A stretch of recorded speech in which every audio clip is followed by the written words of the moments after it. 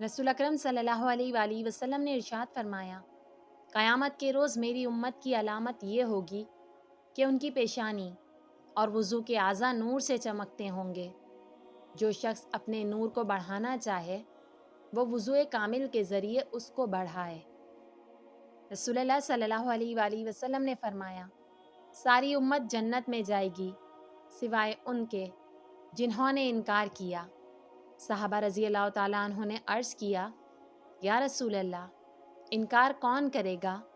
فرمایا، جو میری اطاعت کرے گا وہ جنت میں داخل ہوگا، اور جو میری نافرمانی کرے گا اس نے انکار کیا۔ رسول اللہ صلی اللہ علیہ وآلہ وسلم نے فرمایا، جو لوگوں پر رحم نہیں کھاتا اللہ بھی اس پر رحم نہیں کھاتا۔ نبی کریم صلی اللہ علیہ وآلہ وسلم نے فرمایا، آدمی کے جھوٹا ہونے کے لیے بس یہی کافی ہے کہ وہ ہر سنی سنائی بات تحقیق کیے بغیر بیان کر دے۔ حضرت ابو امامہ رضی اللہ تعالیٰ عنہ سے روایت ہے کہ رسول اللہ صلی اللہ علیہ وآلہ وسلم نے فرمایا، جو شخص کسی مسلمان شخص کا حق اپنی جھوٹی قسم کے ذریعے مار لے، اللہ نے اس کے لیے جہنم واجب کر دی ہے اور جنت اس پر حرام کر دی ہے۔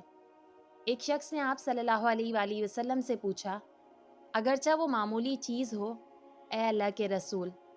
آپ صلی اللہ علیہ وآلہ وسلم نے فرمایا، اگرچہ وہ اوراق پیلو کی ایک کٹی ہوئی شاخ ہی کیوں نہ ہو۔